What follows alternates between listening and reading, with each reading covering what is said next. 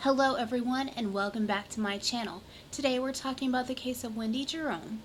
But first, I want to give a shout out to all the new subscribers. I just want to thank you guys, tell you how much I appreciate you. So thank you guys so much. Yay, thank you.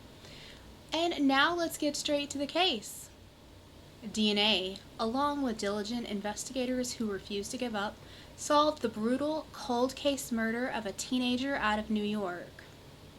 In 1984, 14-year-old Wendy Jerome was killed in a horrific attack, sexually assaulted and beaten to death. It was November 22nd, Thanksgiving Day in Rochester, New York, and Wendy left her home and headed to her best friend's house to deliver a birthday card. The two lived in the same neighborhood. Wendy was expected home by 8 that night because that was her curfew, and when she didn't return by 8 o'clock, her family became frantic with worry. A few hours later, a person out for a walk found Wendy's body next to a dumpster near a school, just a quarter of a mile from Wendy's home. When Wendy was found, it was clear she had suffered a vicious attack. Her last moments must have been filled with fear and terror and pain at the hands of the monster who killed her. According to the medical examiner's report, Wendy suffered massive blunt force trauma and lacerations all over her body. Police say it was clear she had fought for her life. Throughout the years, Wendy's mother, Marlene, has never stopped seeking justice for her daughter and never let anyone forget about the violent act that claimed her daughter's life.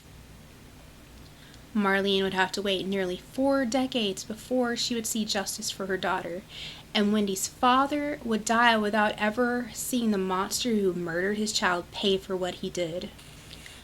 During an autopsy, DNA evidence was collected from Wendy's body in the form of semen. In 1984, DNA testing was not available, but the evidence was stored for a time when it could be used.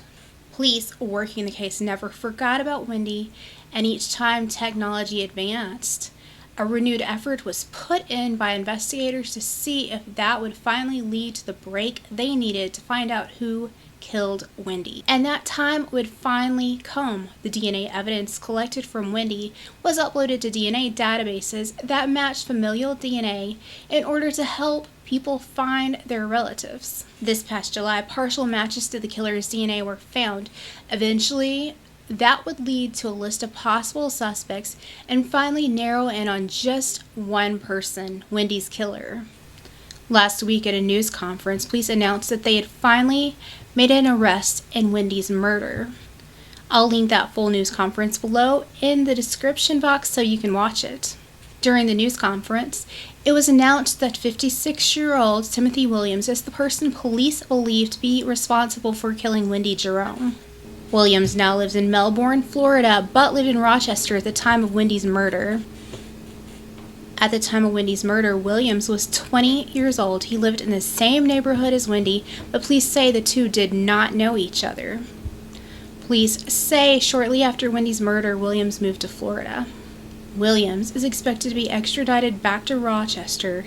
He's expected to be charged with second-degree murder. Unfortunately, he will not be charged for sexually assaulting Wendy because the statute of limitations on that charge has expired.